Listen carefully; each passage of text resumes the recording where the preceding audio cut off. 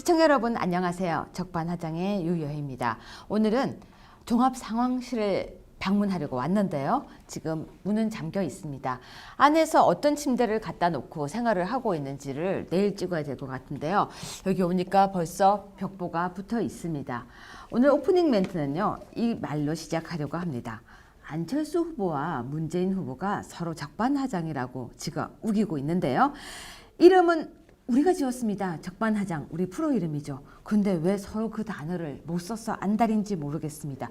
근데 두 후보의 특징이 하나가 있는 것 같아요. 서로 사과를 잘 하지 않아요. 잘못했으면 잘못했다, 미안하면 미안하다. 국민들 앞에서 사과할 수 있는 대통령이 이번에는 되었으면 좋겠습니다. 적반하장 시작합니다.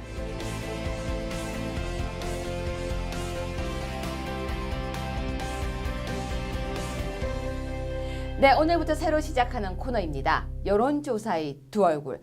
이용구 당무감사위원장이시지만 여기서는요. 여론조사 전문가 통계학 박사님으로 소개를 하겠습니다. 안녕하세요. 네, 안녕하세요. 네, 지금 대통령 선거 유권자가 지금 다 같이 조사를 할 수는 없지 않습니까? 여론조사를. 예. 그래서 여론조사라는 이름으로 조사를 하면서 누가 몇 퍼센트 나오고 있는데 거기에는 두 얼굴이 있다 이렇게 말씀하지 않으셨습니까? 맞습니다. 네, 이제 오늘부터 설명을 해주세요. 좋습니다.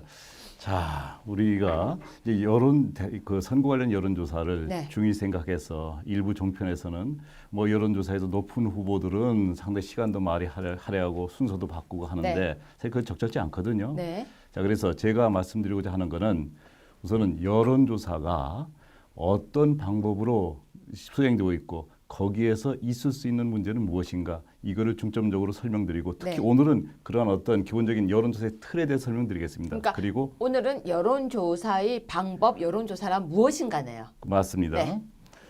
자, 그럼 우선 생각해 보자고요. 우리나라 유권자가 총 몇 명이죠? 지금 4천만 명이라는 말도 4,200만 있고. 명 정도 됩니다. 그렇게 많나요? 그렇습니다. 네. 그러면 4,200만 명의 의견을 대략 1,000명에서 1,500명을 그 여론조사 해가지고 이제 그 결과를 발표하고 있는데 그러면 어떤 의문점이 들죠? 저는 아주 단순한 의문점입니다. 왜 나한테는 전화를 하지 않는가? 예. 그러면 그 1,000명이 네. 그 4,200만 명을 잘 대표할 수 있어야지만이 여론조사의 신뢰성을 담보할 수 있습니다. 오늘 나온 기사입니다. 이런 기사가 나왔었어요. 이건 의혹 제기입니다. 예. 여론조사에 잘 응답해 주는 사람에게 계속해서 전화를 건다라는 의혹이 제기됐었어요. 그거는 조금 다를 아닌가요? 수가 있는데 네. 이제 설명을 드리겠습니다. 네. 자, 그러면은 그럼 표본이 어떻게 뽑혀져야 되느냐면 1,000명이 네. 우선은 결과에 영향을 미칠 수 있는 여러 가지 요인들이 반영돼야 됩니다. 네. 예를 들면 남성하고 여성이 조금 다를 수 있으니까 성별이 반영해야 되고요. 네. 그리고 또 하나는 우리가 세대별로 다른 의견이 있을 수 있기 때문에 세대별이 또 반영이 돼야 되고요. 그냥 전화를 무작위로 거는 건 그건 아니군요. 아닙니다. 네. 그리고 또 지역이 반영이 돼야 됩니다. 네. 이를테면 영남, 호남, 서울 지역 이렇게 다 의견이 좀 다를 수가 있거든요. 네. 자, 그러면은 최근에 지난 그 4월 10일에서부터 12일까지 조사된 내용입니다. 네. 이거는 뭐냐면 MBN 매일경제에서 조사 의뢰를 했고요. 네. 리얼미터라는 조사기관에서 조사한 내용인데요. 네. 이 조사 결과를 가지고 한번 여론조사 분석을 한번 해보겠습니다. 직접 해주시는 건가요? 그러면요. 예. 네. 자, 이거는 중앙선거여론조사 공정심의위원회에 있는 자료를 그대로 가져온 겁니다. 네. 자, 그럼 여기서 보면은 우선은 표본의 크기는 이거 너무 1,500명으로 높지 않으십니까? 너무 높습니다. 네, 이렇게 하는 게 더 자, 좋을 것 이거 같아요. 제가 좋습니다. 잡고 있겠습니다. 예. 네. 자, 1,500명을 조사하겠다 그랬는데 실제로는 1,525명을 조사했습니다. 네. 이건 뭐 큰 차이 없습니다. 네. 그리고 남자가 744명, 여자가 756명을 조사하겠다 그랬는데 이거는 남녀 성비가 대략 반반인데 네. 일반적으로 우리나라는 여성이 조금 높긴 높습니다. 네. 한데 실제 조사는 남자가 1,043명, 여자가 482명 조사해서 이건 그러면 목표와 좀 많은 차이가 있네요. 남자를 여성보다 남성을 2배 정도 더 많이 조사를 했습니다. 그리고 이거 연령별로 이렇게 할당 숫자가 있는데요. 19세에서 29세 사이는 264명 조사하겠다는데 170명 조사했고 이런 네. 식으로 해서 약간 차이가 있는데 이거는 아마 나중에 그 보정은 할 수 있을 것 같아요. 네. 그 뭐냐면 퍼센트를 좀 조정을 해가지고 네. 그 자체는 뭐 이렇게 그 조사했다 한데 이거를 가지고 보정했다 하면 문제가 없을 수 있지만은 이거 자체도 특히 남성 여성 같은 경우는 이거는 상당한 문제가 있는 조사인 것을 볼 수 있습니다. 아, 보실 때 그렇죠. 그렇다면 체크를 한번 해보자면 여기에서 남성과 여성 비율을 맞추지 않았다라고 문제 제기를 할 수 있는 거군요. 할 수 있는데 나중에 뭐 퍼센트를 보정을 했다, 조정을 했다 하면 그럴 네. 수는 있어요. 네네. 그리고 또 하나는 서울에는 290명, 297명 할당됐는데 408명을 조사를 했습니다. 네. 이건 서울은 과다하게 많이 조사를 했고요. 네. 대구 경북 같은 경우는 153명이 할당이 됐는데 120명이 조사가 됐습니다. 여기는 약간 모자라는군요. 그렇죠. 저거 네. 서울은 많이 했고요. 이런 어떤 뭐냐면 성별 또는 지역별 약간의 어떤 불일치가 있기는 있습니다. 네. 이것도 하나의 문제가 될 수 있는 겁니다. 그렇죠. 기본적으로는. 그러니까 여기가 이 부분에도 약간 문제 제기를 예, 할 수 있다라는. 그렇습니다. 네. 근데 그건 심각한 문제는 아니에요. 네. 심각한 문제는 어디에 있느냐면은 우선은 첫째는 여기에서는 유선 ARS, 무선 ARS 그리고 무선 전화 면접을 했는데요. 네. 우선 유선 ARS부터 보겠습니다. 네. 우선 ARS가 뭔지는 아시죠? 그렇죠. 안녕하세요, 시청자 여러분. 지금 뭐 이렇게 말만 하는 기계 아닌가요? 오토매틱 리스폰스 시스템이거든요. 그러니까 그건 말하는 뭐냐면 기계. 기계가 네. 물어보는 대로 대답해 나가는 겁니다. 그렇죠. 자, 그러면은 이건 유선 전화인데요. 이거 일반적으로 사람들이 응답을 많이 할까요, 안 할까요? 거의 안 하죠. 거의 안 끊지 하죠. 않습니까? 좋습니다. 그래서 네. 보면은요, 이거로 이제 10% 조사를 했는데요, 전체에서. 네. 자, 어떻게 됐냐면은 우선은 그 전체 9,458개 번호를 우선은 RDD 랜덤 디지털 다이얼링이라고 그러거든요. 아, 그냥 무작위로 거는. 무작위로 저는 겁니다. 그래서 이제 해서 그 9,458개 번호를 사용했는데 비적격 사례 수가 4,389개입니다. 네. 보면은 그러면 거기에 뭐냐면 결번이라든가 사업체 번호, 팩스, 대상 지역이 아니고 또는 할당 초과는 이거를 말하는 거거든요. 아, 그럼 실패한 전화라는 얘기군요. 그렇죠. 네. 이거는 이제 적절하지 않은 전화가 4,389건이었고요. 이걸 제외합니다. 네. 접촉 실패 사례 수 이거를 다 제외하고 실제 이제 개인 전화인데 그래서 접촉을 했더니 통화 중이라든가 부재 중이라든가 접촉이 안 되면 해가지고 3,011건이 배제됐습니다. 네. 그래서 실제적으로 보면 총 2,058통화가 이제 실제 통화가 됐어요. 네. 대상자도 됩니다. 네. 여기가 중요한 포인트가 있어요. 네. 그런데 거기에서 2,058건의 통화 중에서 응답 거절 및 중도 이탈이 1,906건이나 됐습니다. 네. 즉 뭐냐면은 그 응답 거부율이 92.6%가 응답을 거부한 겁니다, 기본적으로. 굉장히 높은 거죠. 자, 그렇다 그러면은 네.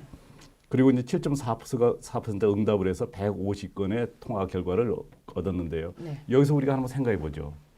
사람들이 보통 여론조사에 있어서는 한쪽 성향 사람들은 응답에 적극적인 데 비해서 또 다른 쪽에 있는 분들은 응답에 소극적일 때가 있습니다. 그렇죠. 그것은 어느 경우나 마찬가지입니다. 우리나라뿐만 아니고. 자, 그럼 현재 우리나라의 현 상황하에서 참 박근혜 대통령님 저렇게 되시고 자, 뭐 간단하게 나와서 진보, 보수, 중도라 그럴 때 네. 어디 성향의 분들이 응답 거부를 많이 하실까요?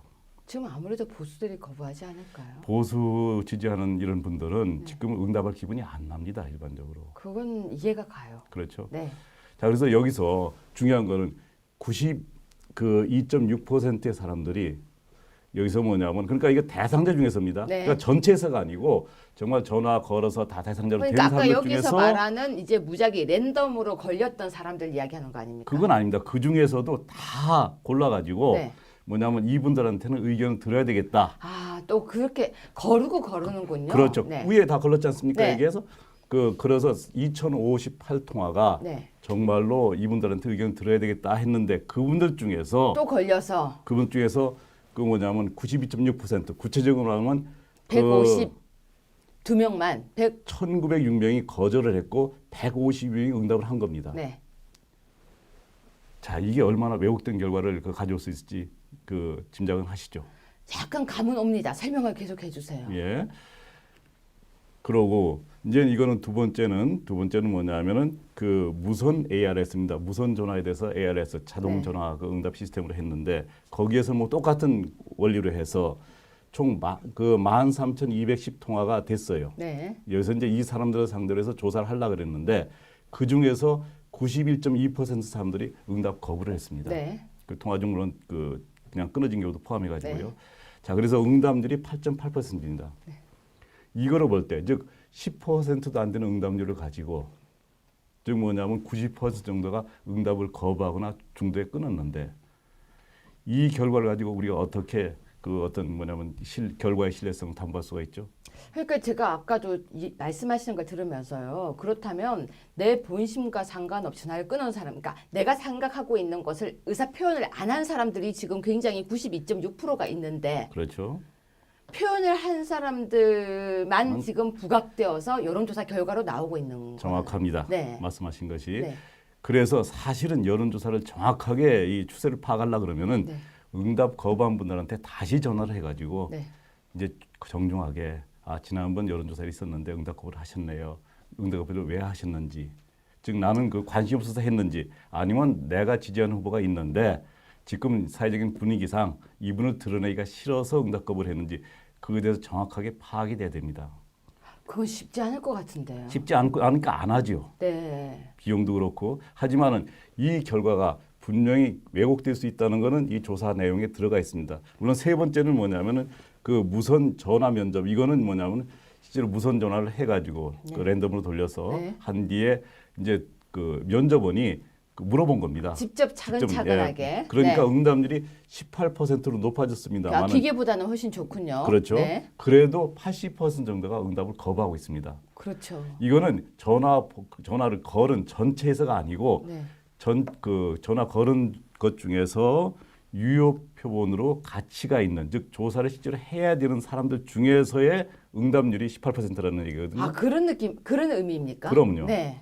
그러니까 80% 사람들이 지금 응답을 여기에서도 거부하고 있고, 위에서 ARS 같은 경우에는 90% 이상이 응답 거부하고 있는 것이 현실입니다. 자, 그러면 총장님 지금 볼 때요. 이거는 리얼미터 조사 결과고요. 예. 4월 10일부터 이렇게 해서 4월 12일까지 결과입니다. 예. 그러면 다른 예. 보시면 다른 기관에서 조사한 것도 이와 유사합니까?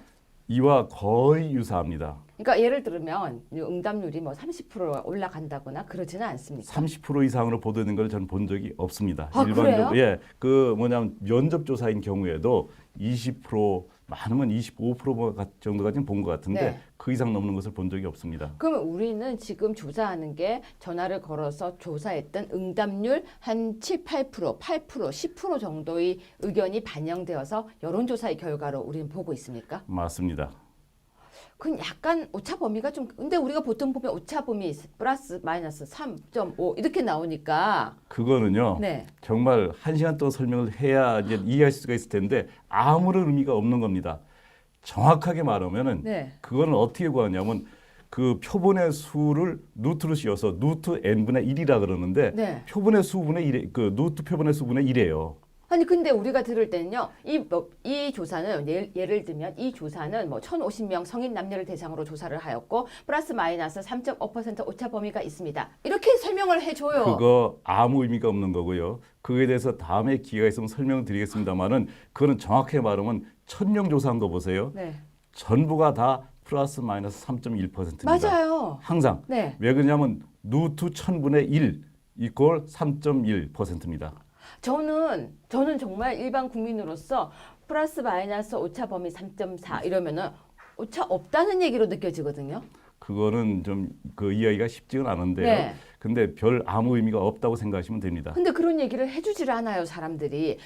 여론조사의 신뢰성에 관한 이야기만 계속하고 있고요. 보통은 여론조사 결과가 실제 민심과 같았다라고 이야기를 하는데 총선 결과는 달랐었거든요. 그리고 국민 여러분께서는 여론조사 결과가 네. 지난번 대통령 선거나 이런 네. 선거 결과를 보면은 어떻게 말씀하시냐면 그 여론조사 결과가 대충 맞던데 이렇게 네. 말씀하시는 분도 계세요. 특히 네. 대통령 선거 같은 경우에는. 네. 근데 그건 여론조사 결과가 아닙니다. 그럼 뭔가요? 출구조사입니다.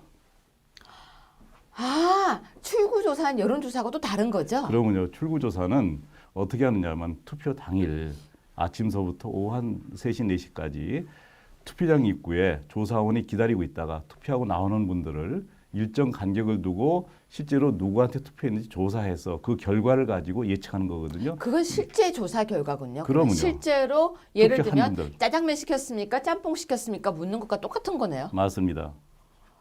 그건 거의 거짓말을 하지 않나요? 그래서 그 결과는 신뢰할 수 있습니다만은 네.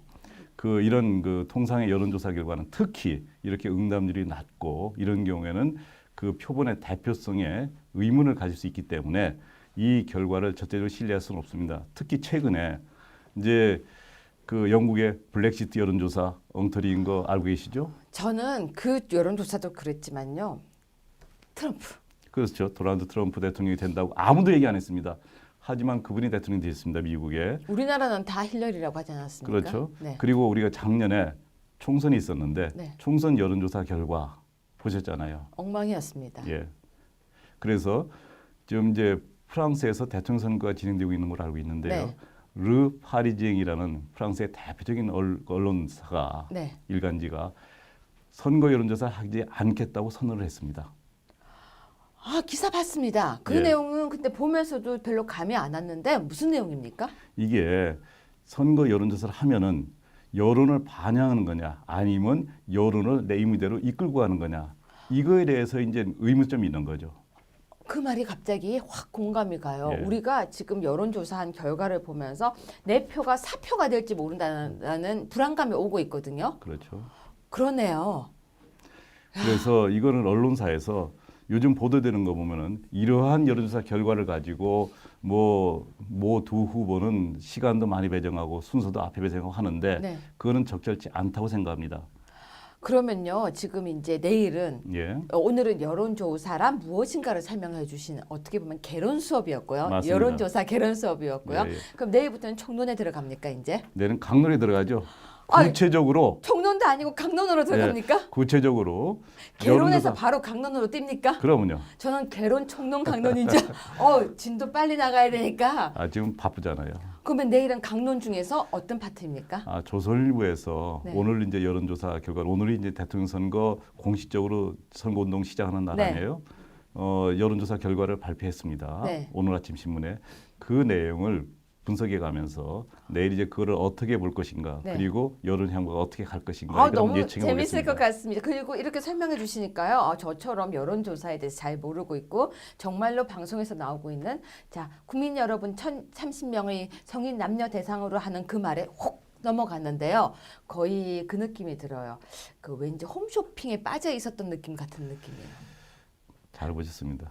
내일부터는 정확하게 배워서요. 이제 여론조사의 허와 실 두 얼굴에 속지 않겠습니다. 열심히 공부할게요. 예. 네, 내일 내일 또 뵙겠습니다. 부탁드리겠습니다. 예. 고맙습니다. 예, 감사합니다.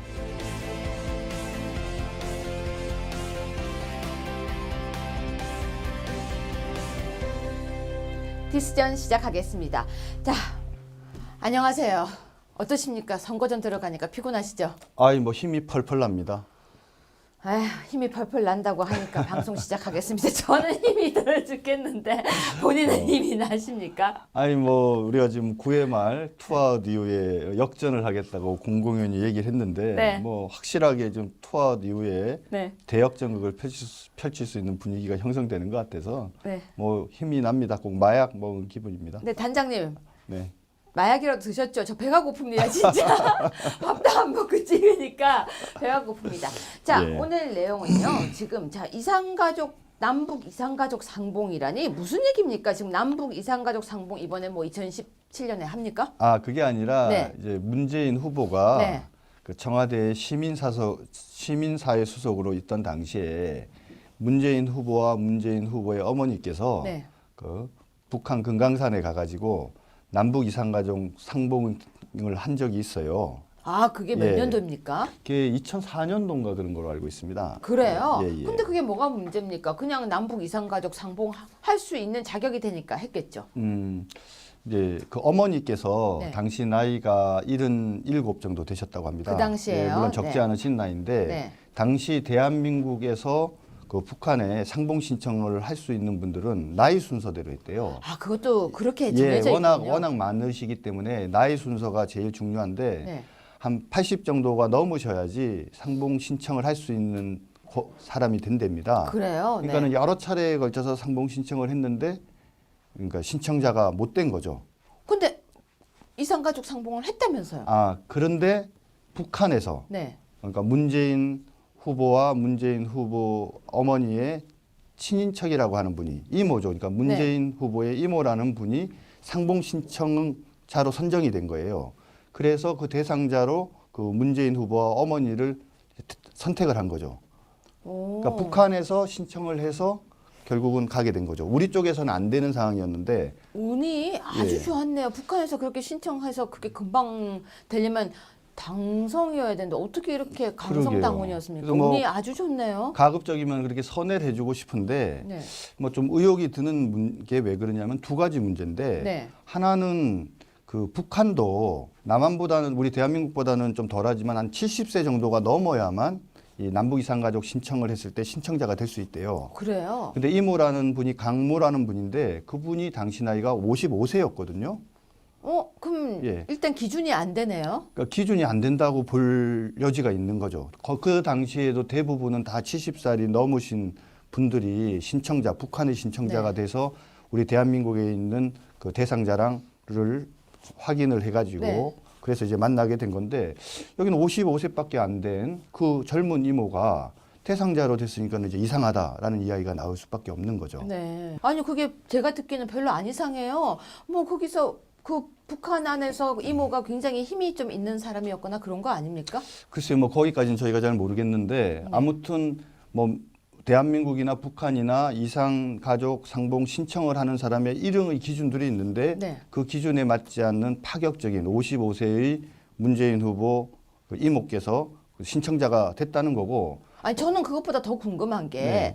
그 당시에 문재인 후보가 우리 측의 만류에도 불구하고 북한을 갔다. 아니 그 얘기 하기 전에 요 얘기를 좀 먼저 네. 하고 가야 되는데 그런 어떤 상황이었는데 됐으니까 우리가 곰곰이 생각을 해보면 혹시라도 문재인 후보가 네. 어머니가 이산가족 상봉을 하고 싶었는데 네. 계속 떨어지니까 자식된 도리로 되게 마음이 아프지 않습니까? 네, 네. 그러니까 북한 측에 뭐 부탁을 해가지고 그래서 오히려 북한 측에서 신청을 한 게 아니냐. 그런 어떤 혹시나 그런 일이 있지 않았냐는 의혹이 제기되는 거죠. 그리고 네. 그 의혹이 제기되는 가장 중요한 이유는 북한에서 신청을 했던 분이 또 일반적인 기준이나 상식에 맞는다고 하면은 너무 네. 그거는 좀 지나친 의혹이 아닌가 할 텐데 네. 방금 말씀드린 것처럼 그 이모가 55세밖에 안 된 분이라는 거죠. 네. 더 문제는 뭐냐? 그 이모라는 분이 실제로 한 번도 문 후보뿐만 아니라 문 후보 어머니를 본 적이 없어요. 예? 예, 본 적이 없어요. 근데 서로 어떻게 연락이 닿았습니까? 그러니까 뭐 살고 있었다는 건 알 수 있었을지 모르겠는데 문 후보의 어머니가 북한에서 월남을 하지 않았습니까? 네. 월남을 할 당시에 그 이모라는 분은 태어나지도 않았던 거죠. 그리고 문재인 후보는 부산에 와서 태어났거든요. 네. 그러니까 문재인 후보도 어머니도 그 이모라는 분을 한 번도 본 적이 없는데 뭔가 우리가 남북 이산가족 하면은 그래도 한 번 정도는 과거에 본 적이 있는 그죠? 그런 분이랑 만나는 게 상식적인데 아무튼 한 번도 생면부지죠. 어떻게 보면은 핏줄만 연결돼 있는 거지. 네. 그런 상황에서 방금 말씀드린 것처럼 그런 50대 중반에 강모라는 그분이 신청자가 돼가지고 결국은 문 후보나 문 후보 어머니가 상봉을 해서 그 문 후보 어머니가 그토록 원하던 남북 상봉을 이루었으니 작은 효도는 한 것 같은데 그 경위나 과정이 참 석연치 않다라는 거죠. 그러겠네요. 듣다 보니까 조금 약간 뭔가가 이상하지만 그래도 뭐 저는 더 궁금한 게 네. 앞에서 들은 것보다 방금 질문하려고 했던 문재인 후보가 네. 가지 말라고 만류를 했는데도 갔다는 부분이 전 더 궁금하거든요. 예, 당시에 이제 청와대 시민사회 수석이었고 또 자타가 공인하는 노무현 정권의 2인자 아니었습니까? 네. 그래서 사실 언론에서도 그런 분이 지금 남북 이산가족 상봉 자리에 가게 되면 북한에 이용당할 우려가 있다라는 지적을 했던 분도 있어요. 네. 그리고 사실 상식적으로 생각해 볼 때 어머니가 그토록 가족을 만나길 원하니까 어머니가 가시는 건 모르겠으나 그래 중요한 자리에 계신 분이 꼭 어머니를 모시고 가셨어야 됐느냐. 그러니까 저는 그게 그렇죠. 더 궁금한 거예요. 그래서 그 당시에 그러니까 또 다른 이제 문제 제기 중에 하나가 만에 하나 문재인 후보가 북한에 부탁을 해서 그 이모가 신청자가 되었을 가능성 이외에 북한이 뭔가 문재인 후보랑 좀 커넥팅을 갖기 위해서 연결이 되어지기 위해서 의도적으로 그 이모라는 분을 내세워서 문재인 후보를 북한에 오게 한 거 아니냐. 그리고 그러한 어떤 상황에 대해서 북한과 어떤 대한민국 간의 청와대 간의 어떤 교류 내지는 소통들이 있었기 때문에 적지 않은 사람이 반대를 하는데도 불구하고 문재인 후보가 금강산에 가게 된 거 아니냐. 이런 어떤 문제제기 하시는 분들도 계신 거죠. 근데 듣다 보니까 너무 이상한 게요, 단장님. 그 부분이 저는 참 이상하다는 생각이 드는 게 만약에 그렇게 북한과 교류하고 싶으면 남북 교류라는 통로가 있는데도 불구하고 왜 꼭 그렇게 해야 됩니까? 근데 저는 뭐 그 남한과 북한이 서로 이렇게 대화를 나눌 때 공식적인 통로도 있지만 비공식적인 통로도 필요할 수 있다고 봐요. 그렇게 하면 예, 되죠. 그럼 그런 면에서는 자연스럽게 대외적으로는 남북 이산가족 상봉의 자리지만 실질적으로는 문재인 후보가 당시 시민사회 수석으로서 어떤 청와대 노무현 전 대통령님의 네. 밀명을 받아서 북한과 어떤 그 커뮤니케이션을 하는 그런 수단으로 활용했을 수 있는 거죠. 네. 겉으로는 남북 이산가족에서 가족을 만나러 갔지만 실제 목적은 다른 목적이 있었을 수도 있고 그런 것들은 뭐 국가 어떤 안보나 또 남북 관계의 특수성을 고려하면 그렇게 할 수도 있다고 봐요. 네. 그러니까 아까도 말씀드렸지만 많은 사람들이 반대를 하는데 더군다나 당시에 남북 이산가족 기간이 2박 3일이었거든요. 네. 그래서 가시고 나서 뭐 2차례 정도인가 3차례인가 남북 이산가족이 실제로 만나는 자리에서 함께 대화를 나누고 이야기하는 시간은 그렇게 길지가 않습니다. 네. 나머지 시간들은 다 기다리거나 대기하거나 이제 이런 시간들인데 그런 2박 3일이라는 시간을 다 써가면서 그 중요한 자리에 계신 문재인 당시 시민사회 수석 문재인 후보가 굳이 2박 3일이라는 시간까지 내면서 거기를 굳이 갈 필요가 있었냐? 청와대를 비운 거예요? 그렇죠. 청와대를 비운 거죠. 그럼 간단한 방법이 있네요. 네네. 이야기하면 되죠. 지금 대통령 후보니까. 그러니까요. 그래서 뭐 또 두 번째 문제는 첫 번째는 사실은 이게 선택하게 된 경위가 워낙 일반적인 네. 기준에 맞지 않다 보니까 어머니한테 효도하려는 마음으로 그렇죠. 좀 부탁을 하게 된 게 아니냐. 근데 만약에 그런 거라고 한다면은 그거는 공인으로서의 적절치 않은 태도다라고 그것도 뭐 청탁 지적을 아닌가요? 네? 아닌가요? 그렇게 너무 볼 수도 나갔나요? 있죠. 아니 그것도 예. 부정청탁 우리가 근데 이제 말하는 우리가 거에. 진실이 뭔지는 모르는 상태인데 다만 아, 객관적인 그렇죠, 그렇죠. 의혹들이 의혹 제기예요. 충분히 이런 문제 제기를 할 만한 어떤 객관적인 사정들이 있으니까 그런 의혹들을 제기하는 거고 방금 말씀드렸지만 후자의 경우에도 아니 뭐 예를 들자면 남북 간에 뭐 긴밀한 현안이 있어서 뭐 그거를 계기로 해서 뭐 갔다면은 그럴 수도 있는데 그렇다면 이제는 당시에 무슨 이유 때문에 가게 된 건지 실제로 만났는지 누구를 만났는지 어떤 내용을 얘기를 했는지 아니면 그냥 단순하게 남북 이산가족의 그 상봉 대상자로서 가서 그냥 그 북한에 있는 가족만 보고 온 건지 진짜 이모가 보고 싶어서 간 건지. 그렇죠. 근데 아무튼 얘기하면. 좀 뭐 생전 한 번 얼굴도 보지 못했고 나이 차이도 4살밖에 안 되는 이모를 보기 위해서 갔다. 그것도 좀 근데 이상하고. 단장님은 어떠세요? 북한에 있는 한 번도 안 본 이모를 보기 위해서 청와대를 비우고 가시겠습니까? 저 같으면 되게 안 갈 것 같은데요. 되게 쑥스러울 것 같아요. 할 근데 말도 별로 없고 단장님은 이모하고 자주 만나세요? 어느 이모 말하는데. 아니 단장님은 이모. 근데 보통 이모 하면 거의 어머니 뻘이잖아요. 네. 그러니까 나이 차이도 나고 어머니 같은 사람인데 4살 여기는 많은 지금 이모. 4살 정도밖에 차이가 안 나잖아요. 그 태어나서 처음 보는 이모. 그렇죠. 어떻게 보면 뭐 가까운 누나 같은 느낌이 드는 이모인데 그 이모를 굳이 보러 가려고. 아니 저는 이모가 되게 많아요. 그래요? 근데 제가 지금 일을 하는데 상국에 있는 이모, 서울에 있는 이모도 2박 3일을 비워가면서 이모를 보러 갈 것 같지 않아서 여쭤본 거예요. 네네. 참 이상하네요. 근데 저는 그거보다 지금 640만 불. 네, 640. 그래서 요 얘기 하나만 좀 더 하면. 네, 해주세요. 그래서 저는 문재인 후보께서 이 점에 대해서는 좀 소명하실 필요가 있는 것 같아요. 자꾸 네. 입을 꼭 다무시고 뭐 해명된 거다 이렇게 말씀하실 게 아니라 네. 사실 국민들이 궁금해할 만한 부분이 있지 않습니까? 네. 말씀을 안 하시면 오히려 더 의혹이 확산될까 걱정이 되니까. 근데 전 왜 네. 말씀 안 하고 다들 하는지 알아요. 왜요?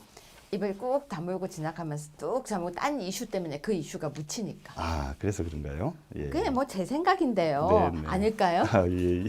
좋으신 생각 뭐 같습니다. 그냥 해본 생각입니다. 뭐 그렇다고 단정한 건 아닙니다. 네. 자, 640만 달러. 네.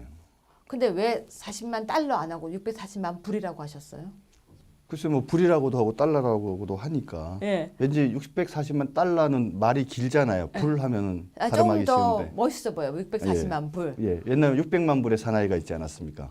아, 600만 예. 600만 달러의 사나이 되게 그렇죠, 뭐. 이상하네요. 그렇죠. 600만 불의 사나이가 훨씬 멋있지 않습니까? 아, 그렇습니다. 아, 예, 저 예. 지금 현역당하고 있습니다. 자, 계속 설명해 주세요. 이거 지금 어떻게 돼가고 예. 있습니까? 뭐 잘 해명되고 있습니까? 아시다시피 640만 달러는 지난 노무현 정권 당시에 노무현 대통령의 그 아들과 조카 사이가 500만 달러, 그다음에 부인이 100만 달러, 딸이 40만 달러를 박연차 당시 태강실업 회장으로부터 받았다는 거 아닙니까? 네. 640만 달러를 뭐 받았다는 것 자체는 뭐 기본적으로 큰 문제가 없는 것 같은데 최근에 SBS 토론회 과정에서 우리 홍준표 후보께서 640만 달러에 대해서 물으니까 아 그거 전혀 사실이 아니라라고 하면서 오히려 우리 홍준표 후보한테 책임을 지라고 했지 않습니까? 그러니까요. 그거 어떻게 됐어요? 지금 어떻게 돼가고 있습니까? 아니 그래서 우리가 논평 냈어요. 네. 그러니까 우리가 640만 달러 받은 게 사실이 아니라면 우리 홍 후보님이 사퇴하겠다. 네. 대신에 맞다면은 그 문재인 후보가 사퇴하라 이제 네. 이렇게 얘기를 했는데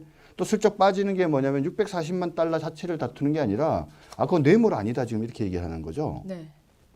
근데 뇌물이 아니다라는 얘기는 잘 아시겠지만 노무현 대통령의 아들 딸이나 그 부인은 공무원이 아니잖아요. 네. 그 뇌물죄가 되려면 이제 공무원이어야 하는데 네. 결국은 노무현 대통령과의 공모 관계가 인정되지 않으면 그 가족들을 뇌물죄의 공범으로 처벌할 수가 없는 거거든요. 자르면 끝나는 거죠. 그렇죠. 그러니까 결국 제일 핵심은 뭐냐? 노무현 대통령께서 당시에 이 640만 달러를 받는 과정에서 그 사실에 관여하거나 또는 알고 있었냐? 이제 이게 제일 관건이에요, 네. 지금 이제.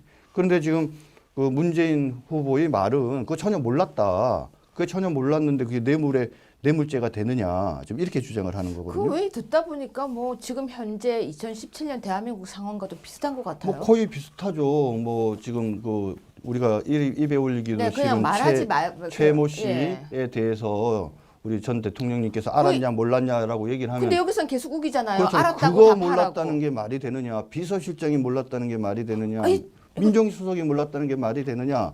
친박의 측근 핵심이 몰랐다는 게 똑같은 말이 얘기 되느냐고 아니에요? 얘기하잖아요. 근데 자기는 몰랐다고 얘기를 이런 하죠. 걸 보고 전문 용어로 뭐라고 하는지 알아요? 적반하장이요. 아, 데칼코마니. 아 데칼코마니.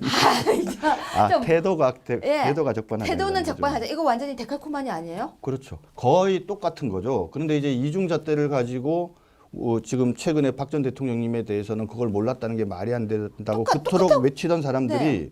이 문제에 대해서는 본인은 뭐라고 얘기를 하냐면 자기는 청와대 비서실장이었지만 전혀 내용을 몰랐다는 거예요. 몰랐다고 하지 그 말라면서요. 본인이 몰랐을 뿐만 아니라 노 전 대통령도 이거를 당시에 알거나 관여한 게 아니라 뒤늦게 알았다 이렇게 얘기를 하는데 재미난 게 뭐냐면 당시에 박연차 태강실업 회장을 조사했던 검찰이었던 브리핑 내용에 따르면 100만 달러의 같은 경우에는 대통령께서 직접 전화를 박연차 회장한테 했다는 거예요. 그래요? 그래서 네. 좀 부탁을 받아서 돈을 만들어 갖고 그 당시에 총무비서관한테 네. 전달해 줬다는 거고 500만 달러 역시도 노무현 전 대통령께서 직접 전화로 요청을 했고 사전에 협의를 해서 그래서 그 500만 달러를 송금해 줬다는 겁니다.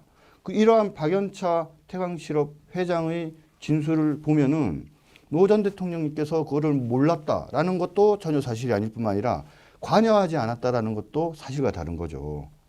근데 저는 지금 단장님 말씀 듣다 보니까 이해가 정말 안 가요. 네. 그렇게 있는데도 불구하고 지금 대답을 하지 않고 대통령 후보로 나섰잖아요. 네. 아무 말을 하지 않고 있는데 왜 다 수사를 다시 하라는 이야기는 하지 않습니까? 이거는 뭐 우리가 오늘도 논평에서 얘기를 했지만 서로 대통령직을 걸고 누가 중간에 후보직을 사퇴하느냐라고 서로 얘기를 했다라고 하면 그리고 이 정도로 자신 있으면 그 당시 검찰 기록 공개하면 되거든요. 당시에 노무현 대통령이 자살하심으로 인해서 사건이 수사가 갑자기 스탑되고 그러면서 그 기록이 현재 영구 보존돼 있어요. 아, 특검까지 가지 않아도 간단하게 해결되네요. 그럼요. 그 사건을 그냥 그대로 오픈만 해서 보면은 되는 이유가 뭐냐면 당시에 노무현 대통령이 자살하기 직전에 검찰은 이미 노무현 전 대통령에 대해서 뇌물로 구속영장을 칠 준비가 다 돼 있었거든요. 아마 그 기록에 제 예상에는 당시 검찰이 노무현 전 대통령에 대한 구속영장, 작성해 놓은 구속영장 청구는 못했지만 그것도 있을 가능성이 있다라고 생각을 해요. 있을까요? 전 있을 가능성이 많다고 봅니다. 그러니까 공개를 해보자는 거죠. 아니 아까도 이제 그 남북 그런 교류에 관한 그런 증거 자료도 공개하면 되고 네네. 이런 걸 보고 우리가 그러잖아요. 그럼 명명백백하게 한번 알려달라고 표현하잖아요. 네. 이것도 그냥 검찰 조사 그리고 뭐 공소장이든지 그 당시에 있었던 네. 거 공개하면 되는데 그렇죠. 전 특검을 해야 되는 줄 알았어요. 아니 뭐 특검을 하는 거는 새로운 뭔가 수사할 거리가 남아 있을 때 특검을 하는 네. 건데 이거는 당시에 이미 수사가 거의 완결된 상태에서 마지막으로 노무현 전 대통령을 다시 부르면서 구속영장을 청구하는 수수만 남았기 때문에 거의 수사가 마무리된 거죠. 그러니까 뭐 더 사실은 특검까지 갈 것도 없고 검찰의 의지를 가지고 수사를 바로 시작하면 되는 거고 또 이미 일부 이 보수단체 쪽에서 이 사건에 대해서 고발장도 낸 상태입니다. 지금요? 네네. 아니 그러면 정말 남을 보고 뭐라고 얘기를 하면서 남의 단점을 이야기할 게 아니라 본인부터 밝히면 될 건데 왜 안 밝히고 있어요? 그러게 말입니다. 좀 물어보세요. 더 이제 문제는 뭐냐면 네. 계속적으로 문재인 후보는 당시에 자기는 비서실장으로 있으면서 그런 사실을 전혀 몰랐다는 거예요. 100만 달러를 지금 전달을 해서 총무비서관한테 전달을 했는데 총무비서관이 자기 밑에 수하잖아요. 부하잖아요. 네. 그런데도 그 전달 사실을 전혀 몰랐다라고 이렇게 발뺌을 하고 있고 사실 이 640만 달러랑 직접 관계된 건 아닌데 당시에 총무비서관이 조사를 받는 과정에서 청와대에 있는 자금을 유용을 해가지고 별도로 이렇게 비자금 형태로 통장에다가 한 12억 5천만 원인가를 이렇게 빼돌려놨던 걸 들켰어요. 그래서 그걸 업무상 횡령으로 처벌을 받았거든요. 그런데 비서실장이었던 이 문재인 후보가 그 총무비서관이 그렇게 청와대 자금 유용해서 횡령한 사실도 몰랐다는 거예요. 도대체 이 문재인 후보는 아는 게 없어요. 그 잘 아시겠지만은 그 노무현 전 대통령 사돈 음주운전 문제 같은 것도 그것도 지금 보면은 뭐 밑에 있는 당시 그때 민정수석으로 있었을 텐데 민정비서관은 자기 선에서 처리했다라고 하고 본인은 민정수석인 자기는 전혀 보고도 받지 못하고 그런 내용이 있는지도 몰랐다 이런 식으로 이야기를 한단 말이에요. 모든 매사에 노무현 정권의 당시에 무슨 문제가 될 만한 것들이 불거지면 다 거기에는 문재인 후보가 뭔가 연결선상에 있는데 본인은 그 연결선상에 있으면서도 아무것도 몰랐다 이렇게 얘기를 하니까. 근데 몰랐다고 하니까 우병우 전 수석은 계속해서 지금 구속영장 청구 계속하고 있잖아요. 구속영장 이제 청구했다가 기각이 됐는데 네. 이건 뭐 이제 시간이 많이 지나서 다시 뭐 형사적으로 다시 검찰이 수사하고 할 그걸 사건은 원하지 아니지만 않고요. 그냥 다른 이야기? 네. 아니면 뭔가 이거 아니다라는 그러니까 이야기? 있는 그대로 얘기를 해야 되는 거죠. 뭐 왜 저기 당시에 김기춘 비서실장이나 우병우 수석이 그런 최모 씨의 농단을 몰랐냐 이렇게 비난하고 네.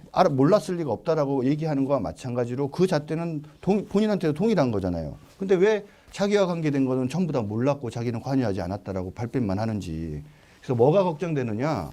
혹시라도 만에 하나 문재인 후보가 나중에 대통령이 되면요.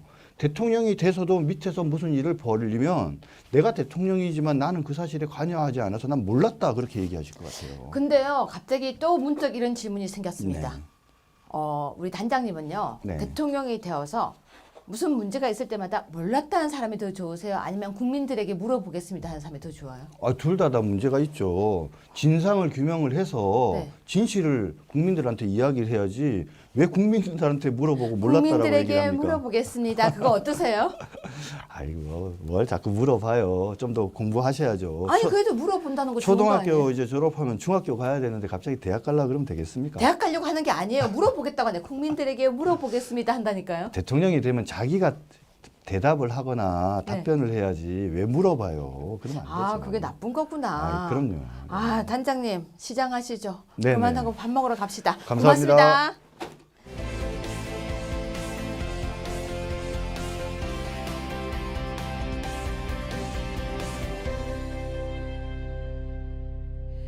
네, 어쭈구리가요. 이번 주부터 약간 변신을 하겠습니다. 어떤 어쭈구리냐면요. 바로 대선 기간 특집 어쭈구리인데요. 오늘은 바로 첫 번째 코스로 김선동 의원님이 나오셨습니다. 안녕하세요. 네, 안녕하세요. 네, 저번에 나오셨잖아요. 네, 두 번째 네, 출연입니다. 근데 이제 오늘은 완전히 다른 버전입니다. 네, 네. 왜 이렇게 피곤해 보이십니까? 근데 어저께 이제 우리가 선거 운동이 시작되는 빵 하고 총 쏘는 날이었죠. 24시에서 오늘 아침 1초로 바뀌는 그 순간부터 우리가 이제 선거 마지막 날 11시 59분 59초까지 우리가 분전하겠다. 그래서 우리가 이 선거판을 대역전시키는 드라마를 우리가 쓰는 캠프가 되겠다. 그래서 저희가 어저께 우리 후보님께서 국가 대개혁 이거 내세우고 있잖아요. 그래서 대개혁, 승리를 위한 대장정, 네. 그리고 대역전을 네. 이루는 캠프가 되겠다. 그래서 우리 캠프의 그 총괄 본부장, 그다음에 종합상황실장, 그리고 여러 본부장님들하고 같이 사무처 요원들 같이 해가지고 밤 12시를 넘겨가면서 오늘 아침 1초 되는 그 순간에 우리가 화이팅해서 대역전을 하자. 화이팅한 사진이 있었죠. 네. 저도 사실 그 장소에 가려고 대기를 하고 있었는데 네. 저희는 당협이 개소식이 있었습니다. 이제 네. 선거사무소 또 여는 작업을 또 했었습니다. 저희도 빵 하고 시작을 했는데요. 자, 대선 캠프에서 무슨 역할을 하고 계십니까? 지금 제 직책은 네. 중앙선대위 종합상황실장. 그 제일 중요한 역할 아닙니까? 아니 제일 중요한 거는 아니고요. 더 중요한 다 현장에 뛰신 분들이 다 중요하고. 종합상황실장은 다 총괄. 그렇죠. 총괄해서 네. 미리 예상되는 상황 점검도 하고 전략도 이렇게 세워서 우리 후보께서 잘 선전하시도록 그것도 만들고 또 어디 구멍 나는 거 없나 또 누수되는 건 없나 이런 거 다 종합적으로 챙기라고 만들어 놓은 자리가 그 자리고요. 여기는 심부름하는 자리입니다. 예. 네, 그 방에는 침대가 있습니다. 네. 무슨 침대죠? 라꾸라꾸 침대라고. 근데 왜 그 침대 이름이 라꾸라꾸예요? 뭐 제품 이름이 라꾸라꾸라고 알고 있고요. 예. 그냥 우리 좋은 말이었으면 좋겠던데 라꾸라꾸가 무슨 말인지 모르겠어요. 그 야상 침대라고 네, 보통은 그렇습니다. 얘기하는데요. 네, 네. 정말로 침대가 설치가 되어 있고요. 네.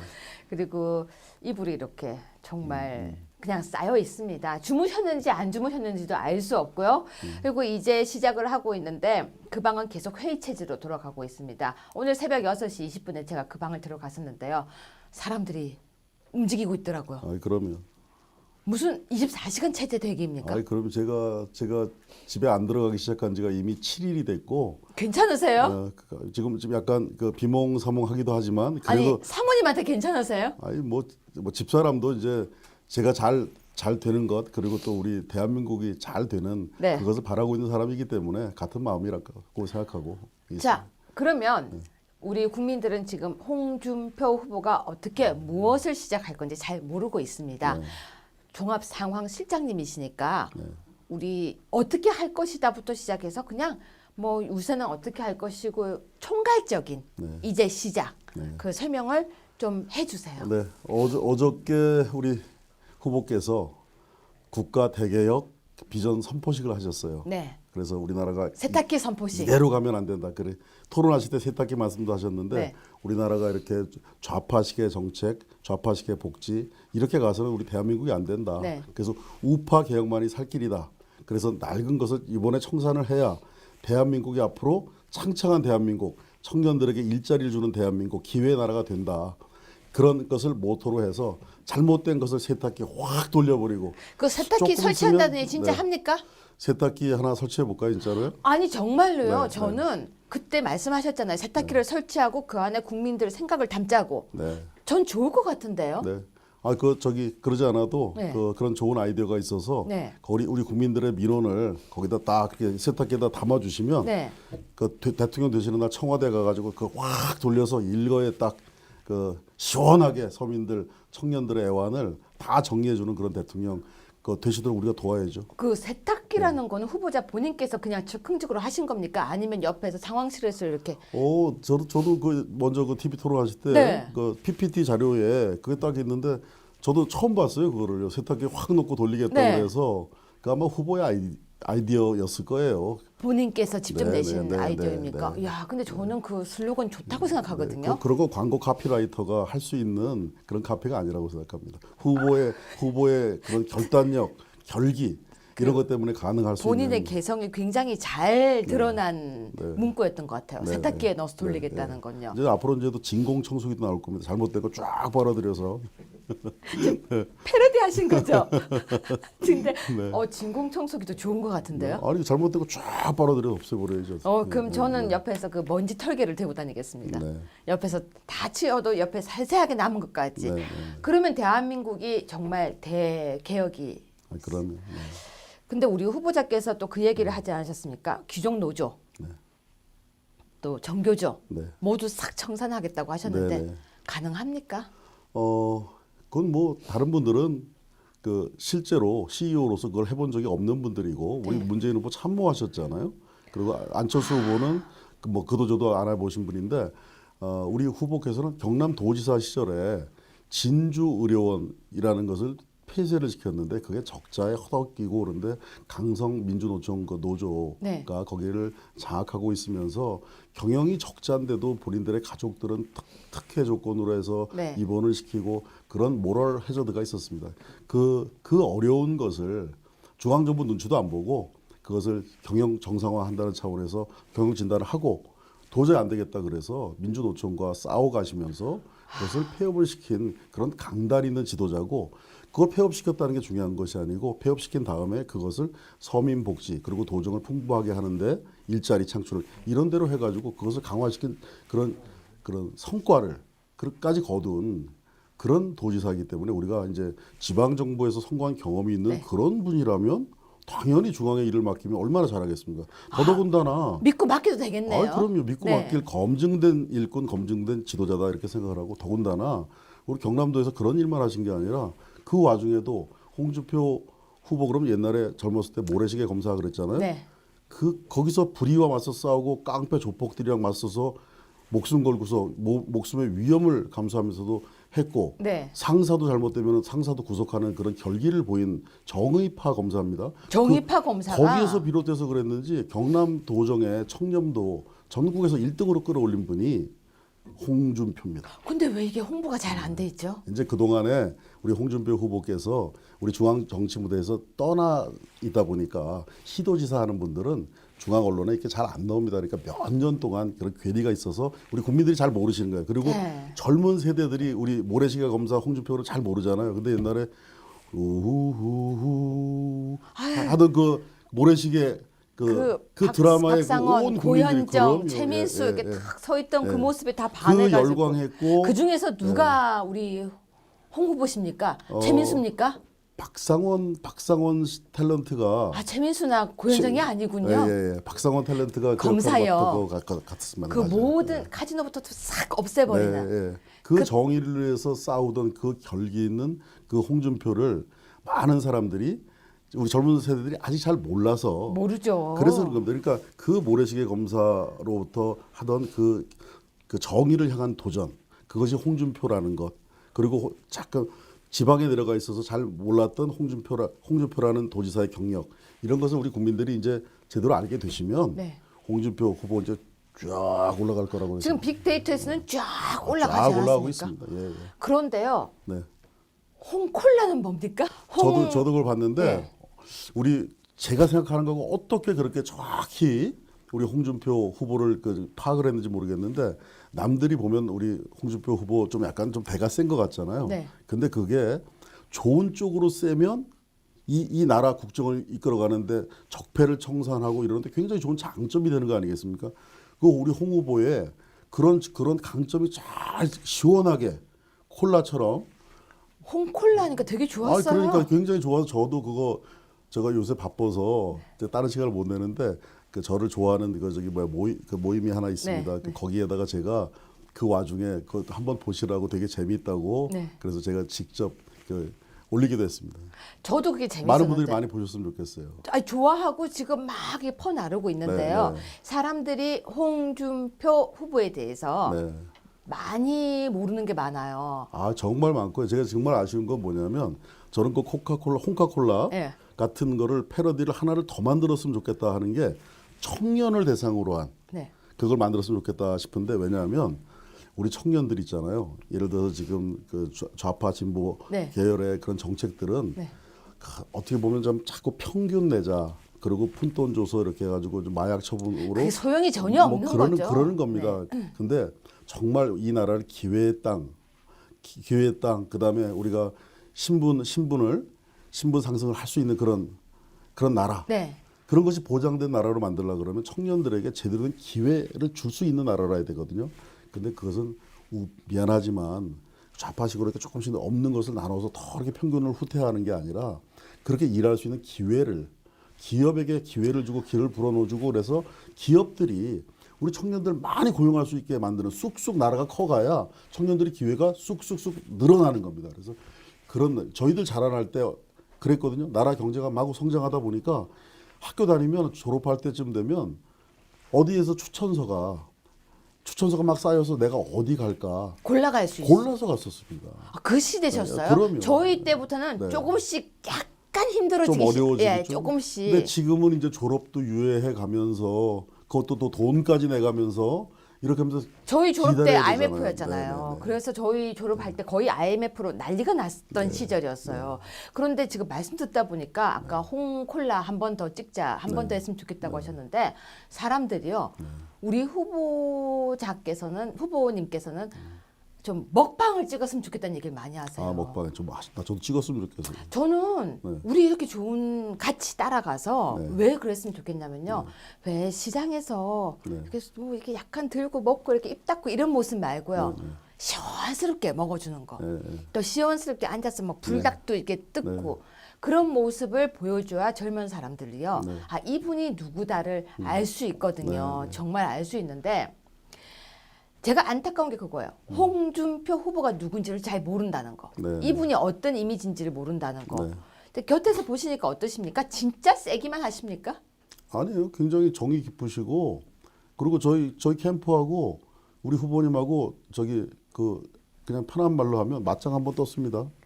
후보님께서 이렇게 하시는 거 안 된다고 우리 저희들이 가로막고 직접 하셨잖아요. 아이, 그럼요. 그 밤 새워서 그래. 예. 못 주무시겠다면서요. 그래가지고 종이 쪼가리 하나 딱 놓고서 네. 제가 이제 그냥 간단하게 그냥 그림을 그렸어요. 네. 그래가지고 이게 이러면 안 되니까 이렇게 해야 되는데 어떻게 하실랍니까? 그래 알았어 내가 그렇게 할게. 저는 네. 그렇게 하시고 그 다음에 SBS 토론이 있지 않았습니까? 네, 그리고 네. 토론 우리가 연습도 하고 후보자님들께 말씀드렸는데 사실 너무 피곤하신지 리허설도 힘들어하시고 처음에 안 하시겠다고 요새 하셨어요. 얼마나 고단하시겠어요. 네. 아, 사실 힘드시죠. 그런데 그때 리허설을 할 때 요새 근데 왜 힘든지 아세요? 왜 힘드세요? 저희가 이제 지금 다른 후보들이랑 싸우지 않습니까? 네. 근데 다른 그 두 당은 그러니까 제가 볼 때는 2대1로 싸우는 거예요.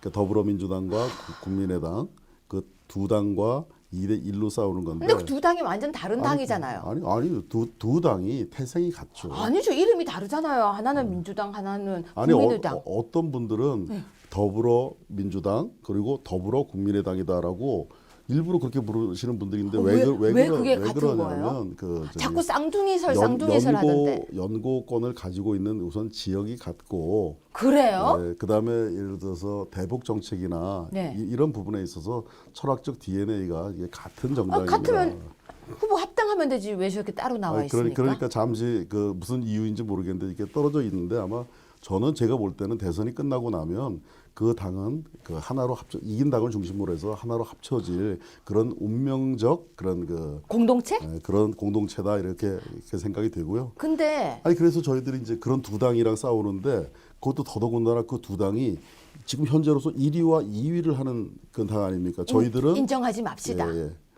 아니 왜 근데 굉장히 1위를 지금 인정해야 인정해야 돼. 왜냐면 우리가 대역전 시킬 거니까. 아, 그럼 예, 알겠어요. 저는 지금 인정 안 하기 위해서 이렇게 하고 있었는데 네, 그럼 역전시킬 거니까 인정을 하겠습니다. 그래서 그 말씀 조금 드리면 우리가 두 당이랑 2대1로 싸우고 있는데 그 두 당이 그것도 1위와 2위를 하는 그런 당이니까 우리 홍준표 후보 얼마나 어렵고 힘들겠습니까? 근데 그래서 여기서 힘들어 우리가 보이시구나. 홍준표 후보가 지면 우리 보수가 굉장히 힘들어지는 겁니다. 어깨가 무거우시겠어요. 그럼요. 그래서 이 홍준표 후보 개인의 명운의 문제가 아니라 우리 자유한국당의 명운일 뿐더러 더 크게 보면 보수의 운명이 걸린 그런 부분이기 때문에 제가 어저께 우리 홍준표 후보가 이 대선을 어떻게 규정하냐면 체제, 선택, 전쟁이다.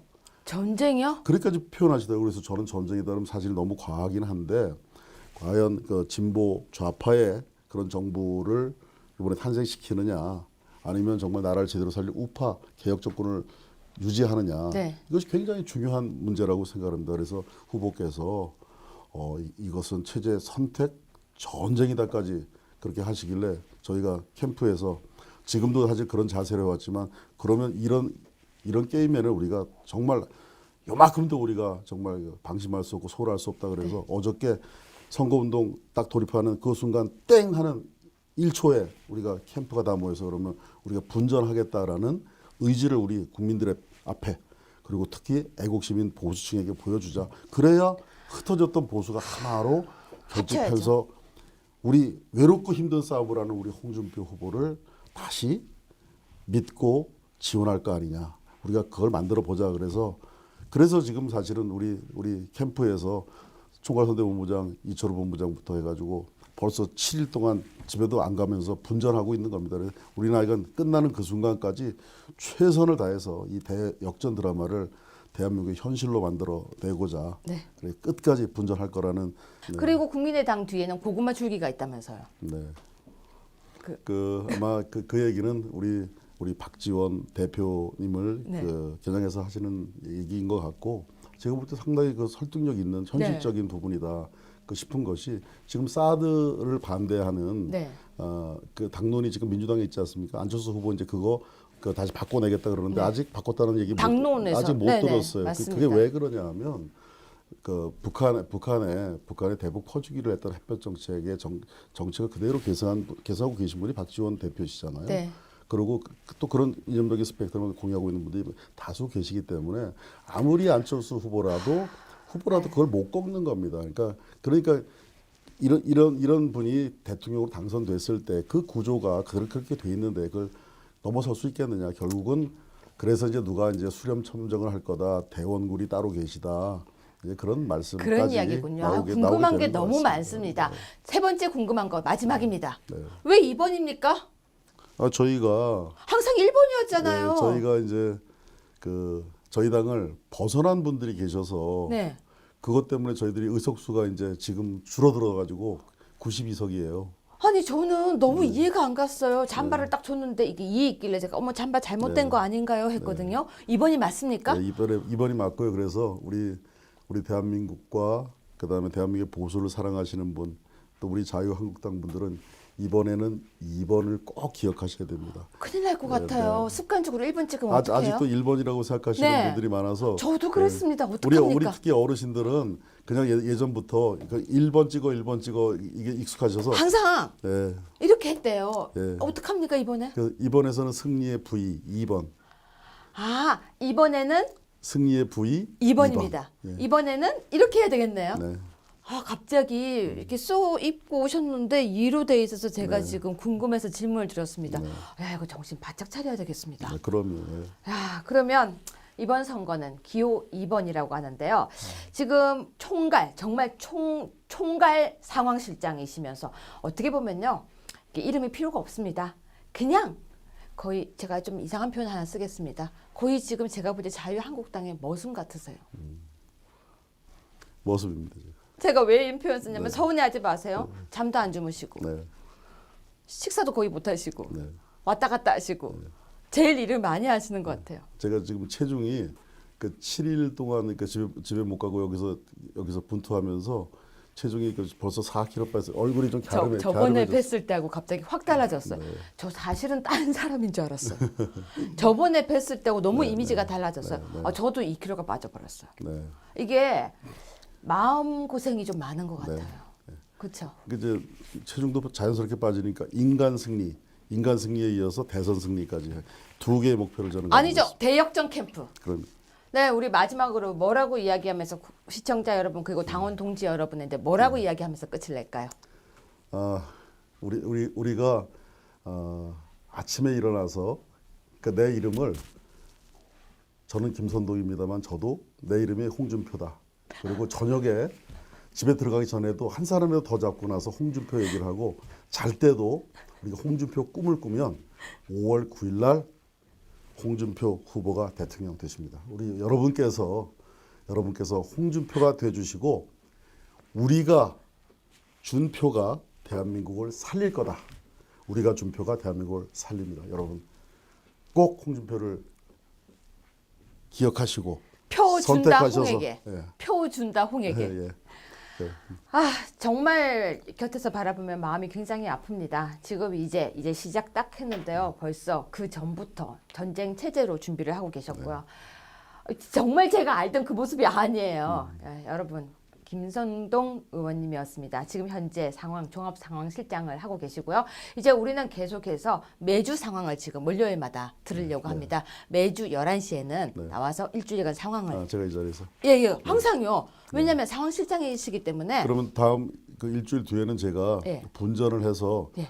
보다 좋은 소식을 그 소식을 전해주셔야 됩니다. 왜냐하면 맨날 힘을 내야죠. 이 말이 아니라 네. 올라가고 있습니다. 상황. 네. 항상 매주 월요일에는 이제 김선동 의원님을 모시겠습니다. 월요일 날 11시입니다. 오늘 제가 완전히 낚였네요. 왜요? 매주 월요일 날 여기 와서 얼굴을 뵈야 되는. 저는 제 지역구를 못 가고 제가 있습니다. 일이 또 하나 들었습니다. 이거 큰일 났습니다. 우리 열심히 해야 됩니다. 네, 네. 자, 우리 화이팅 하면서 끝이 네, 내가 네, 우리 네. 한번 딱 화이팅 합시다. 자, 하나, 둘, 셋. 화이팅! 화이팅! 네, 고맙습니다.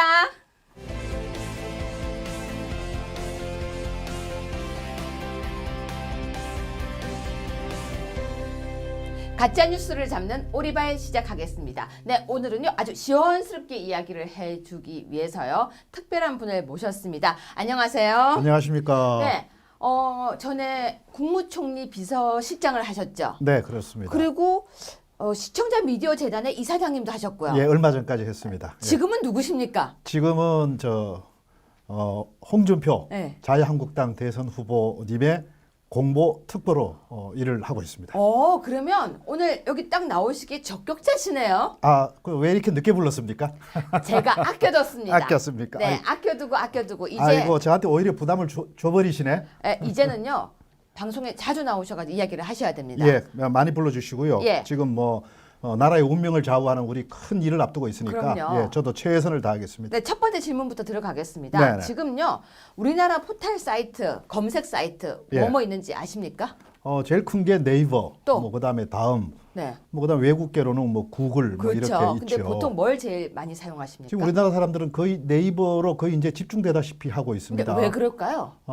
네이버 이 보통 약간 경쟁력 우위인 쪽으로는 네. 우리나라 사람들이 제일 좋은 데를 많이 간다. 그리고 편리하기 때문에 간다. 네. 이런 측면도 있고 아무래도 한국에서 만든 거니까 또 애국심도 일부 근데 발동한 것 같습니다. 다음과 네이버가 좀 다른 성격을 가지고 있다는 거 알고 계셨습니까? 과거에는 다음이 좀 더 진보적이라고 해야 되나 이런 성격이 좀 있었다고 했는데 요즘은 아닌 것 같아요. 그럼요. 요즘은 네이버가 조금 이상해지는 것 같습니다. 근데 네이버가 원래는 다음이 좌 이렇게 불렀었대요. 그랬었어요. 예, 얼마 전까지도 저를 네. 그렇게 이해했는데 요즘 보니까 근데 이상해졌습니다. 저는 그걸 몰랐었어요.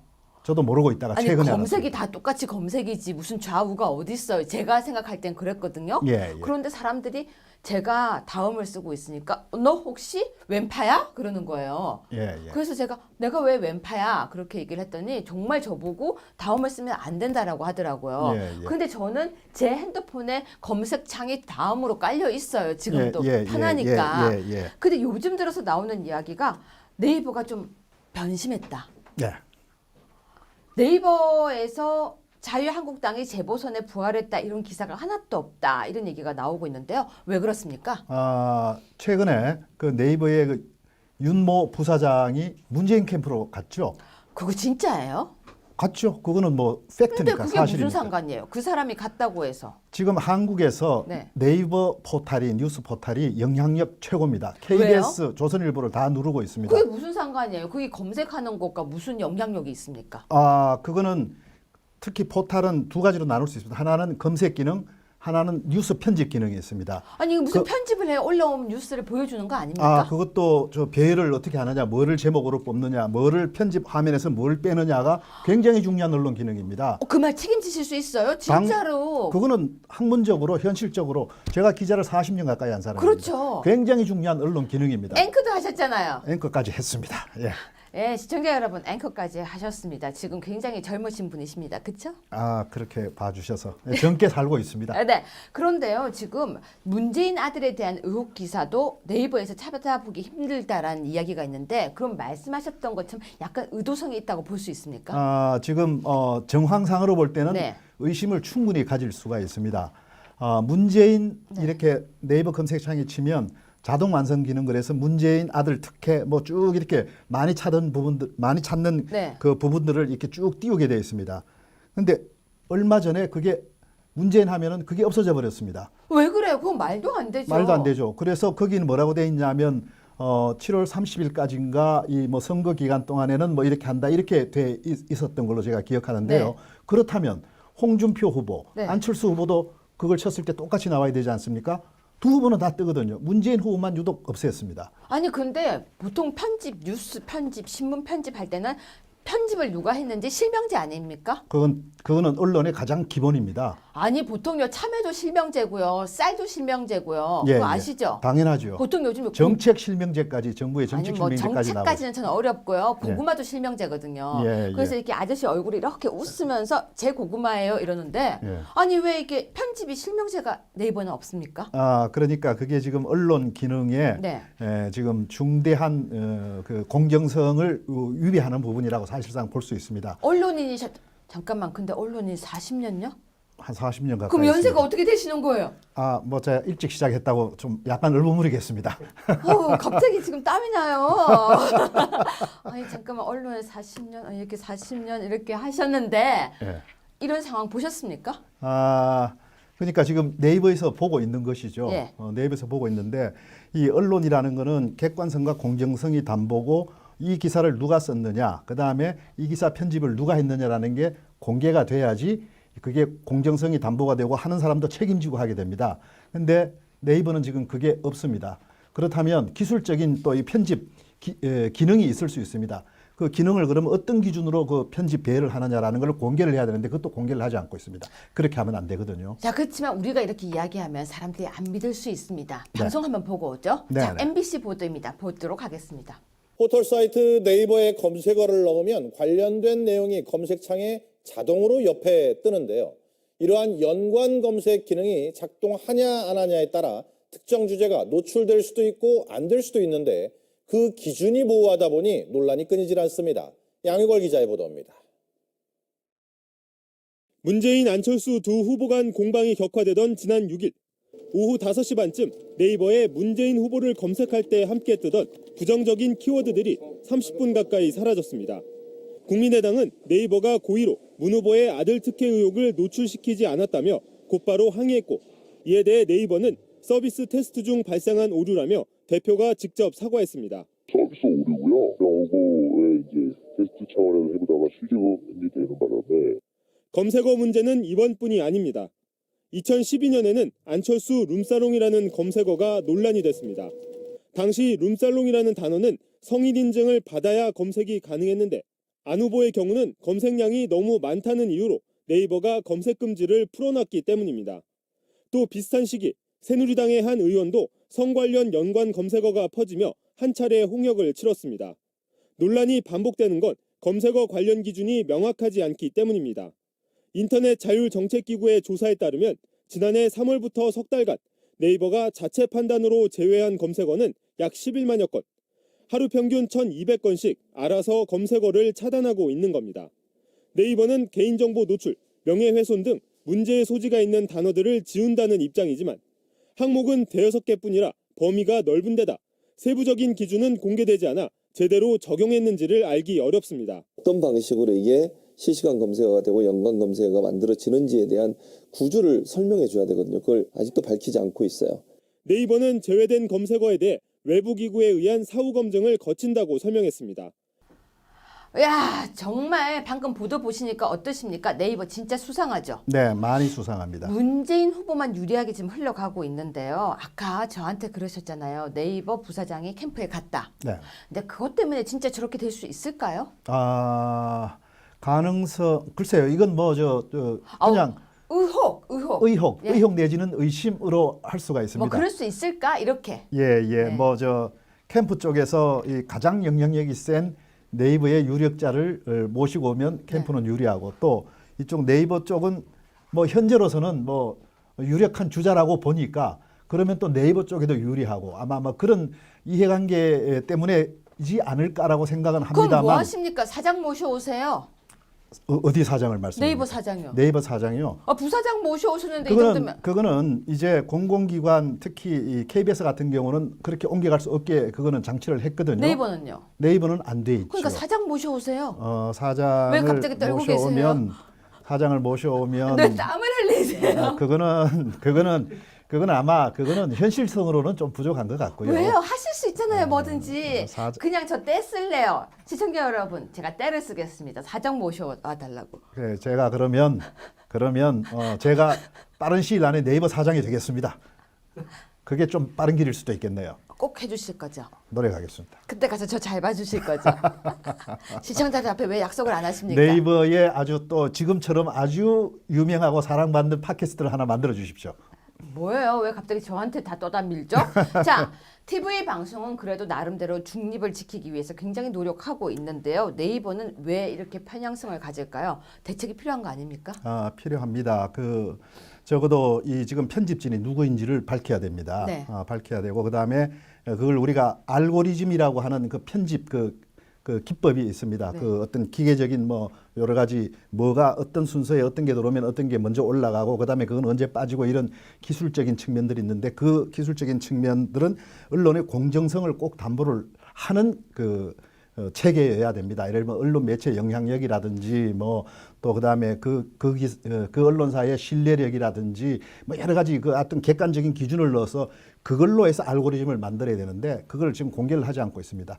그런 부분들을 공개를 해야 되고 특히 이것을 자체적으로 공개해서 객관성을 인정받는 게 제일 좋고 그게 정 안 되면 그러면 이제는 네이버 포털도 공공성을 띠고 있기 때문에 가장 국민의 많은 부분이 네이버 뉴스를 보고 자기가 판단하고 있기 때문에 이건 우리 생각도 정리해요. 그럼요. 공공성의 영역에 지금 들어가 있는 겁니다. 그러면 네이버가 그걸 거부한다면 외부에서 어떤 법적으로라든지 어떤 공공의 어떤 필요성에 의해서 외부에서 뭔가를 그 알고리즘이라든지 편집 기능을 객관적으로 만드는 이런 것들을 해야 될 필요도 있다고 봅니다. 그거 진짜 필요성이 있는 것 같아요. 좀 필요합니다. 네, 시청자 여러분 어떠십니까? 저는 이런 생각이 문득 듭니다.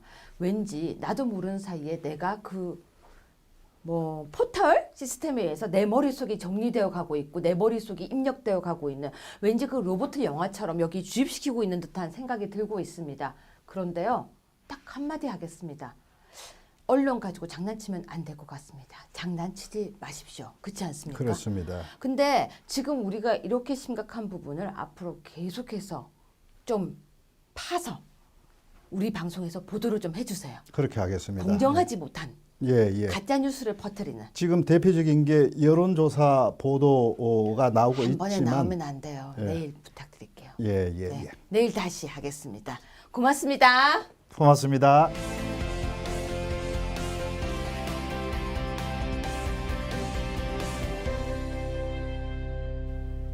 네, 너희 목소리가 들려 너목들 시작하겠습니다. 매일경제 빅데이터 지수. 자, 이게 뭡니까? 빅데이터 지수라고 하는데요. 빅데이터입니까? 네. 빅데이터입니까? 빅데이터예요. 빅데이터예요. 큰 데이터. 근데 네. 사람들이 발음할 때 빅데이터라고도 하는데 네, 아무튼 예. 뭡니까?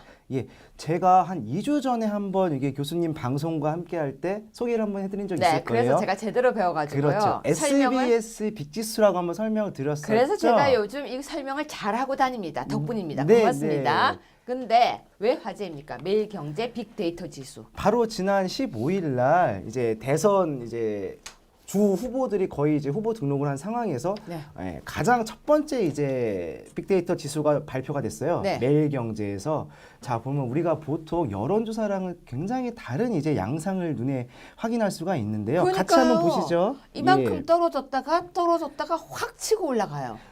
누가 봐도 확실한 삼강 구도로 이번 대선이 진행되고 있다는 것을 빅데이터를 통해서 지금 알 네. 수가 있겠죠. 네. 특히나 우리가 한 가지 더 주목할 점은 뭐냐면요. 자, 우리 다른 후보들에 비해서 우리 당의 홍준표 후보께서 굉장히 처음에 완만하다가 급격한 상승세로 이어지고 있는 반면에 이거는 우리가 조작한 거 아니죠? 그럼요. 이거는 우리 국민들, 시민들께서 직접 인터넷 치시고 페이스북에 올리시고 아니, 유튜브 너무 많이 올라서 검색하시고 저는 또 합리적인 의심주의자잖아요. 이거 네. 조작 아니죠? 정말 이게 상대당선 조작이라 할 수도 있겠네요. 우리가 응답도 만들어 놔야 돼요. 네. 응답도 이게 뭡니까? 네. 그래서 10.86%에서 21.12%까지. 왜 거기서 봐요? 여기서 전날 하루 만에 이만큼 된 이유. 아, 그렇죠. 우리 어떤 이유가 있을까요? 이유. 우리 지난주에 SBS 토론 세탁기. 굉장히 크게 주목을 받았었죠. 세탁기. 네, 세탁기. 우리 슬로건이 세탁기에 넣어 돌려드립니다예요. 야, 우리 또 모래시계 검사님, 우리나라를 갖다가 어떤 국정 개혁, 국가 과제로서의 하나로 세탁기로 돌려서 정말 새로운 대한민국을 만들겠다는 우리 의지를. 위원도 그 모래시계 검사 기억나요? 저 어릴 때 모래시계 보고 자란 세대죠, 제가. 생각보다 꽤 늙었군요. 제가 초등학교 때 한번 보고요. 고등학교 넘어와서 한 번 더 방송한 적 그러니까 있죠. 처음 방송은 리메이크할 때. 초등학교 때 본 거죠? 네네. 그렇죠. 그 네. 처음 방송이 20살 때 이런 말이 안 되거든요. 하지만 그때 아마 전 국민이 10시에 다 봤을 거예요. 어마어마한 시청률로. 그 당시 모래시계 하면 나온 사람 기억나세요? 최민수, 고현정. 고현정, 박상원. 자, 이거 예. 단답식으로 답해 주세요. 네. 신뢰성 있습니까? 자, 매일경제, MBN도 그렇고 공식적으로 5개 기관 여론조사를 통해서 기관 네. 여론조사 의뢰를 통해서 만든 거고요. 우리가 기존에 여론조사라고 했던 거로 이게 우리가 생각을 하자면 응답률이 한 4.5%에서 5%. 지난 15일에 아니, 아까 예. 응답률 엄청 낮다고 우리가 방송을 했는데 네네네. 우리 국민들은 지금 굉장히 시간이 없습니다. 신뢰성 있습니까? 있습니다. 어느 정도 신뢰할 수 있습니까? 자, 우리 당의 후보인 홍준표 지사께서 직접 하신 말씀을 토대로 제가 신뢰성을 확답해 드리겠습니다. 빨리 해주세요. 네, 지난 15일 홍준표 후보께서 응답률이 4.1%에 불과한 국민 여론을 마치 전체 국민 여론인 양 호도하는 언론은 굉장히 문제가 있다. 27만 통 전화를 했는데 응답이 1997통인 여론조사 지지율을 발표하고 이것이 사실인 양 조작하고 있다. 그러면 이 빅데이터 이론은 어떻다? 확실 있게 사실이다. 자, 국민들 댓글 이야기해 주세요. 네.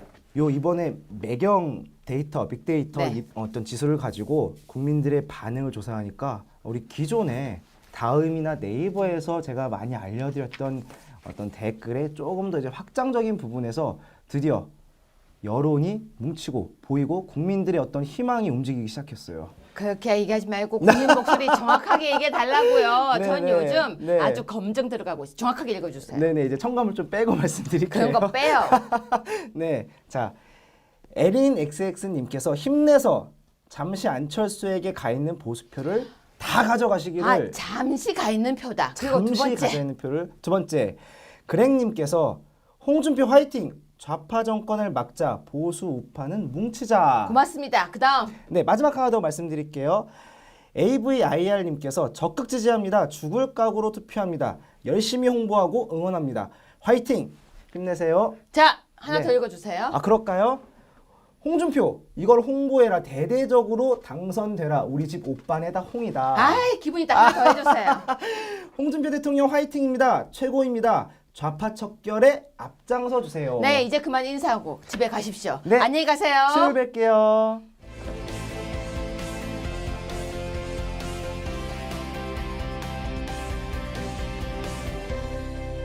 네, 2017년 4월 17일 월요일입니다. 바깥에서 비가 오고 있는데요. 여기는 지금 자유한국당의 조직국입니다. 지금 보세요. 당협위원장 현황인데요. 자유한국당에는 와 너무 많아서 몇 명인지 모르겠습니다. 100명은 넘는 것 같은데요. 이렇게 수많은 당협위원장들이 자유한국당을 지키고 여러분의 구 그리고 당협을 지키고 있습니다. 보니까요. 저도 있네요. 네, 지금 한겨레 사설을 잠시 보면서 마무리하려고 합니다. 22일간의 선거운동, 촛불 대선 잊지 말기를이라고 쓰고 있는데요. 저는 이렇게 얘기하고 싶습니다. 이번 대선을 촛불 대선이라고 생각하면요. 정말 큰일 납니다. 국민이 광장에 나와서 촛불을 들었을 때 뭔가 이루어진다고 생각하시면요. 앞으로 모든 국민의 힘에서 모든 것을 하려고 계속 생각하신다면요. 큰일 납니다. 국민들이 편안한 것, 국민들이 안정된 것, 국민이 행복한 것, 그것이 바로 정치입니다. 내일 다시 찾아오겠습니다. 고맙습니다.